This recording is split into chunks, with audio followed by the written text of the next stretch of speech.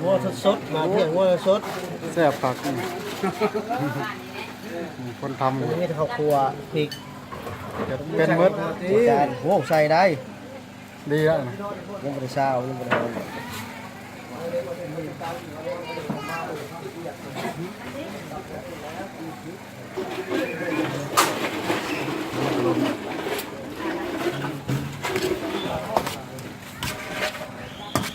เอาแจ้งให้ตื่นบ่อยนะนอนตื่นมานอนกันโ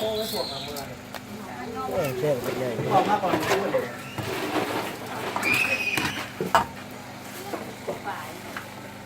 หลักของไม้ใช่นั่น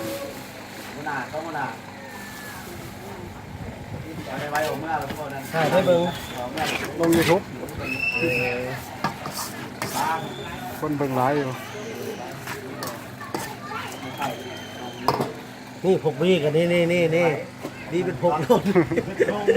พกโลก กระโดดกินแล้วอยู่เดี่ยวก็ขอดใส่กระโดดกินเลยเที่ยวน่ะ ใช้ได้ลงเบิ่งฮะมงคอยก็จะมาไล่บ่จ๊ะ ก็เลย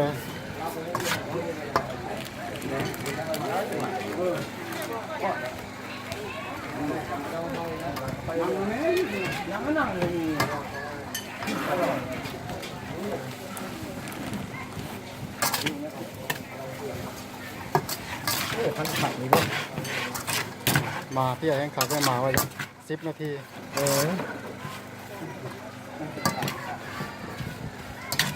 ตอนนี้กำลังมาพี่อ่ะ มาที่ ใครอยากจะมาเด้อมาเด้อ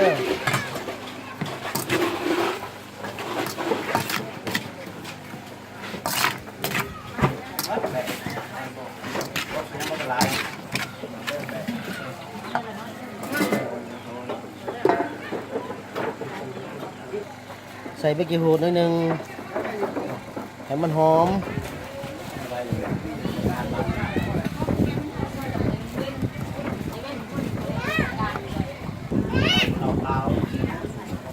เลือดสด หลังจากล้างแม่เราก็ใส่ชุดเล็ก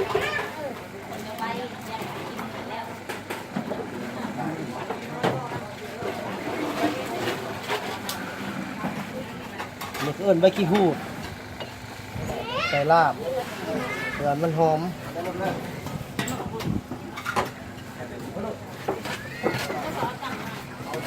พันขัดอีกนะมันสิ่งของการนั่ง เขาหมัก สิ่งของการนั่งฝากสิ่งของการนั่งแหละครับชิมมันชิมได้ ไม่ใช่ภาษาซีนภาษาเลยเนี่ย ผักกันเลย เนี่ยผมผักผ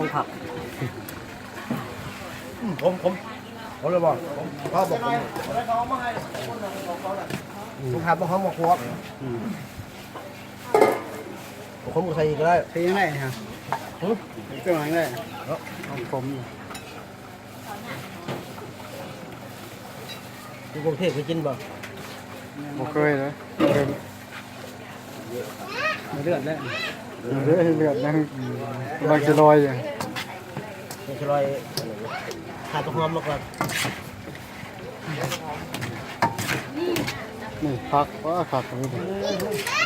tích cái gì nào cũng ăn mà นี่ซอยเขาหมายเป็นสิ่งดีผม เดี๋ยวโล แม่นบ่อย่าถึงอะไรเลยเป็นนวดนี่เพราะว่าเป็นนวดนี่มันจะเข้มนิดนึงเป็นนวดมันคือเป็นนวดใหญ่เป็นนวดใหญ่แล้วแซ่บ ผมนัว ข้าวคั่วมาขออีกซอยมั้ยเจ้าข้าวคั่วมาข้าวคั่วเผ็ดถือว่าจบ ข้าวคั่ว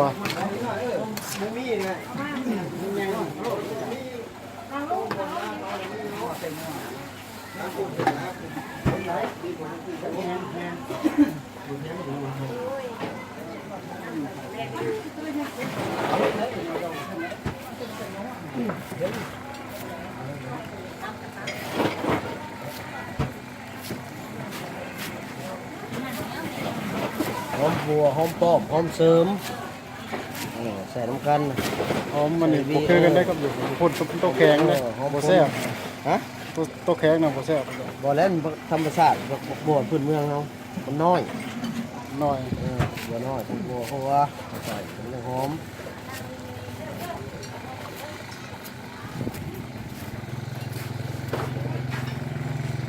เลยแต่เขาไม่เขาเป็นคือ ผ่าเขาผัวเขายังมาแบบกัดตัวเลือดผ่าบ่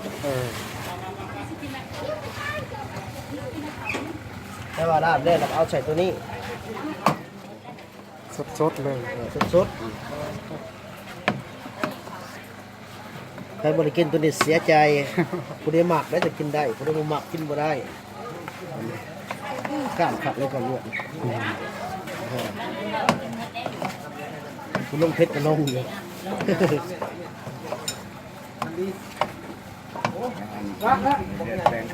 บ่เลือด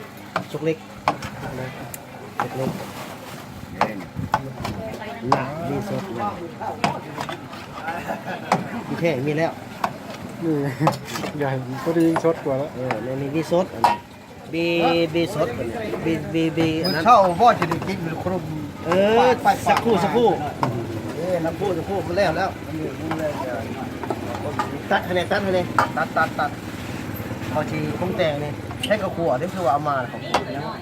นี่ยข้าวขัวเนาะ เต้าคั่วปลาเต้าคั่ว หอมใส่ลำดังมาแล้วเบิดใส่มาหอม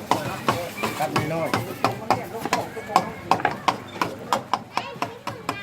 นี่ใส่มะพริกลงไปชีเผ็ดเนาะเผ็ดเนาะข้าวขัวมาเอาบัดเดียว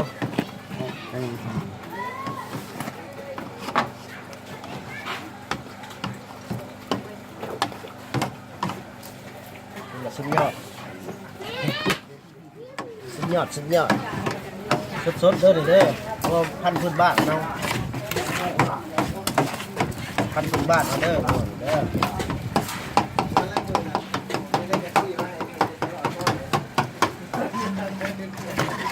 เอาหอมมาให้แน่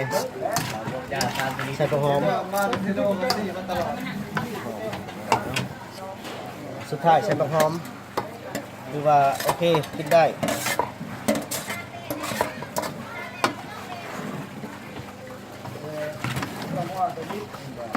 ยังมีไข่เลือดลงตอนนี้ถ้าว่าอยากกินสกเล็กเนาะเขาต้องตักน้ำเพี้ยนลงใส่เลือดเพื่อว่าเป็นสกเล็กก็บอกสิเผ็ดข้นพ่อเผ็ดแค่ไหนเผ็ดหมดแค่ไหนเ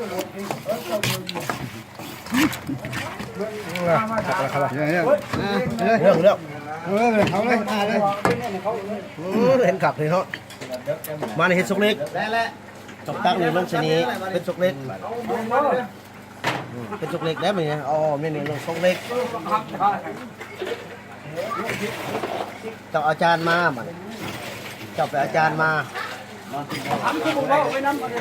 อธิบาย แล้วเราอธิบาย นะเป็นสกเล็กเด้อนี่เด้อหรือว่าสกเล็กซีดนี่นะ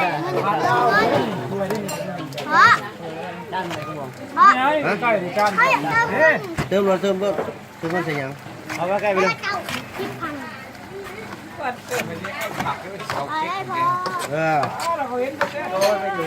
อันนี้คือซกเล็กอันนี้คือนอนพี่อ่ะโอ้เลือดน้อยนะฮะต้องใส่นี่เพราะว่าหลายๆคนหมักตัวนี้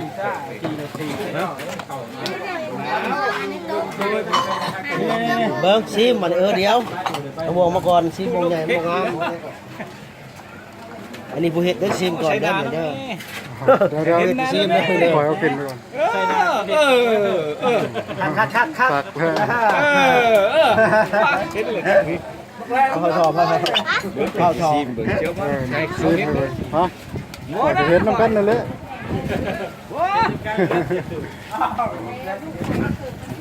ผมพ่อบอกเรื่องเนาะผมมาใส่เองปนเลือดมันบ่อยผมต้องบีใส่เอง โอ้ยมือ พวกบีสดเด้อนี่เด้อพวกบีสด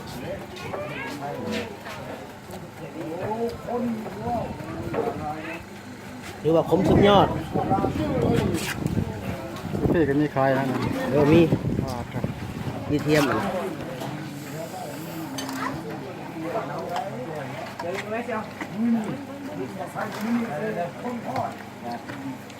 คือว่าแล้วเนาะตักใส่จานเอาบวงใส่จานอาจารย์ใส่บวงไหม ลุงหลกบอกจะจ้าสมบวงเอาเรียบร้อยต้นต่อเนาะนี่คือชกเล็กไปเอาไปเอาไปคนจานมีไหมจานมีไอ้3 จานเคยกินบ่ต้องชิมก่อนแต่ว่างัวตัวนี้มันงัวกระหนังเนาะงัวกระหนังเห็ดชกเล็กก็แซ่บ แซ่บ แม่นบ่ข้าวว่างัวเผานี่สิบ่แซ่บงัวชก แซ่บ โบจานมีจานละ3 จานไว้ข้าวกิโลนะ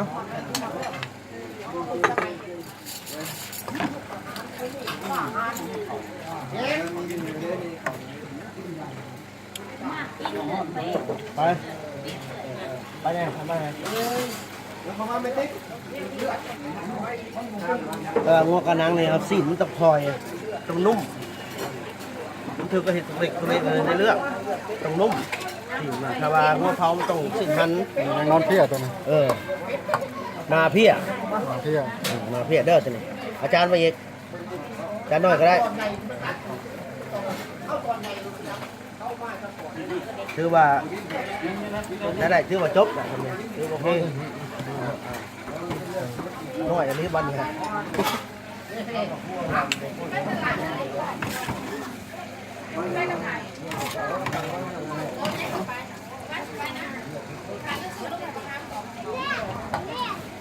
ฮะถือว่าหมดไปกินน้ำกันมาเนี่ยเรียบกินน้ำกัน อ๋อ มันกลายตอนกินแล้วมั้ย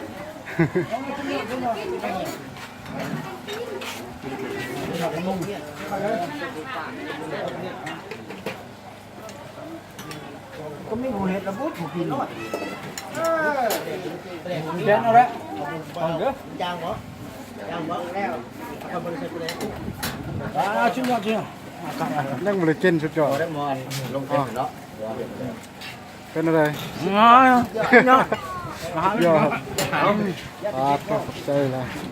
ใกล้เมียพระเจ้าฮะใกล้เมีย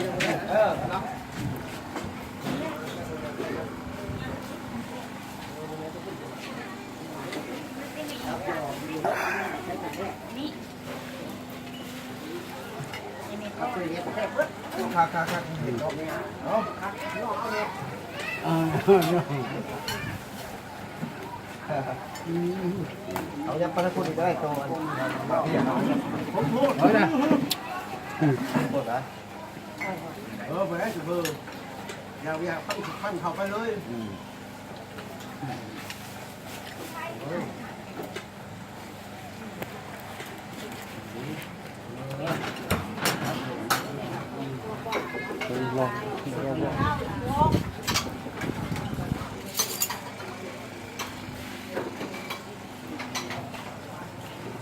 เจ้ากระหายไปหุ้นไหนอ้อมนี่ อ้อมแล้วเต็มอยู่แล้วไปกล้องมาไปคุณ จานไปเท่าไหร่ ไปแล้ว ไปเท่าไหร่ งอมละไปคุณไพ่ แม่จะบอก ฝ่าแล้ว จะ ต่ พู อ ดได้ ไปหาไปแล้วมีคู่ขึ้นมาไปนะหวานเนื้อ แนวเพิ่นบอก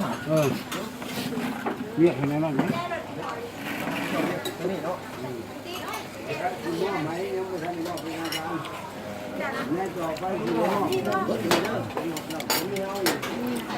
มาไม่ไงกินเราเนาะ